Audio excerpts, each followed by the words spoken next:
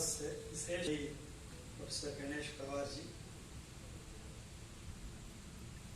मंच पर आसीन उपनिदेशक राजभाषा डॉक्टर रेशमा नदाफ जी, सभागार में उपस्थित प्रोफेसर सुनीता जी और अन्य संकायों के डीन, अधिकारीगण, कर्मचारीगण, शोधार्थियों और विद्यार्थियों,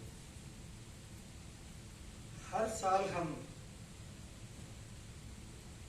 राजभाषा अनुभाग विभाग की ओर से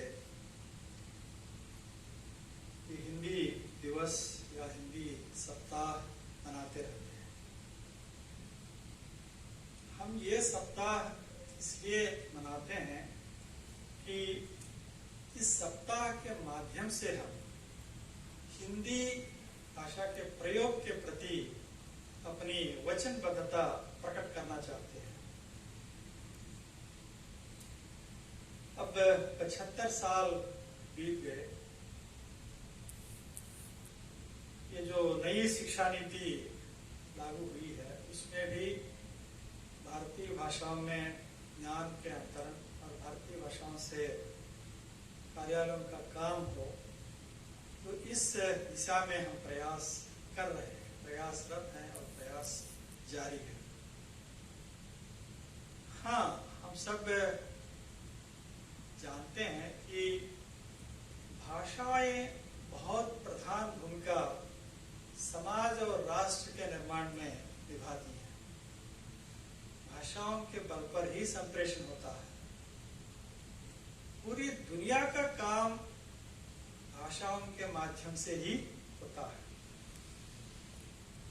तो किसी भाषाई समाज में कोई भाषा संप्रेषण की भाषा बनती है, जैसे हिंदी भाषाई समाज में हिंदी संप्रेषण की भाषा बनती है, तो अन्य भाषा भाषी समाजों से ये संपर्क भाषा भी बन जाती है।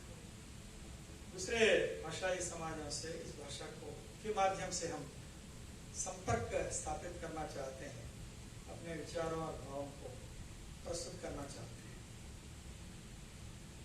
तो हिंदी भाषा का एक लंबा इतिहास है, हम सब जानते हैं। लगभग 1000 साल पहले अपभ्रंशों से इसका विकास हुआ था। इसकी कई बोलियां विकसित हुई और पिछले 200-300 सालों से इसमें गद्य का भी विकास हुआ। तो स्वतंत्रता से पहले एक विशेष प्रकार की राजनीतिक व्यवस्था थी। तदनुरूप यहाँ हिंदी या हिंदुस्तानी का प्रयोग सरकारी कामकाज में हुआ करता था।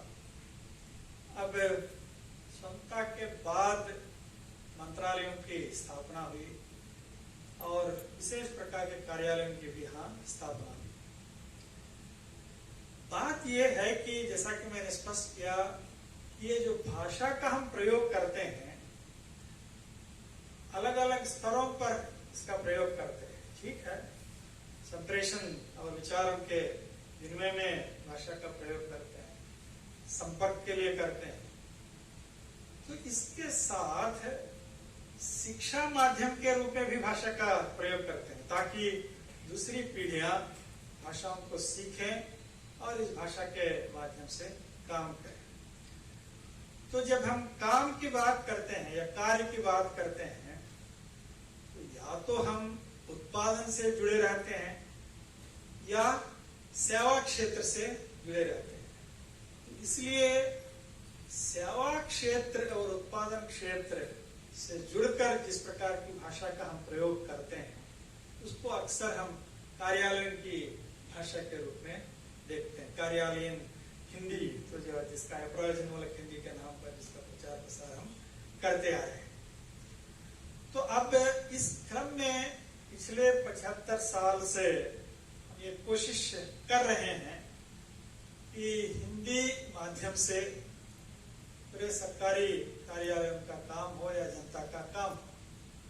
तो इसका क्या कारण है, तो हम सब जानते हैं कि पूरे देश में अधिकांश जनता हिंदी की जानकारी रखती है। हिंदी के साथ कई भारतीय भाषाएं हैं। हम चाहते हैं कि हिंदी और इन भारतीय भाषाओं के माध्यम से पूरा काम हो, और इसलिए ये काम हो कि हम आज जनतंत्र का विकास कर रहे हैं। एक जनतांत्रिक व्यवस्था में सत्ता के बाद पार्लियामेंट्री डेमोक्रेसी, पार्लियामेंट्री जनतंत्र की स्थापना हमने कर ली। तो हमारी अपनी भाषाओं में हम काम करें, जनता को हम बताएं कि इस तरह का काम हो रहा है, और उनकी सोचने की ताकत को बढ़ाएं, और उनको समझने की ताकत को बढ़ाएं, और जनतंत्र की प्रणाली को सुदृढ़ बने और आ रहे हैं।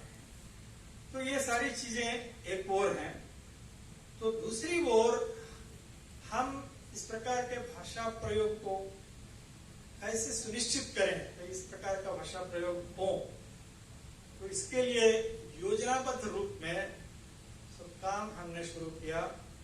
तो राजभाषा अनुभागों विभागों की स्थापना सभी सरकारी कार्यालयों में हुई, मंत्रालयों में हुई। तदनुसार हमने पारिभाषिक शब्दावली का भी निर्माण किया था। सो अब हम काम करने में लग गए। तो इसी क्रम में तो हमने हिंदी अधिकारियों की नियुक्ति की, या राजभाषा अधिकारियों की हमने नियुक्ति की, अनुवादकों की नियुक्ति की। तो इस माध्यम से भारतीय भाषा और हिंदी का प्रचार प्रसार हम करना चाहते हैं। एक और बात है कि हम हर साल हिंदी दिवस, हिंदी सप्ताह क्यों मना रहे हैं? ठीक है, तो कुछ लोगों को पुरस्कृत किया जाता है हिंदी को प्रोत्साहन देते समय, या हिंदी में काम करने वालों को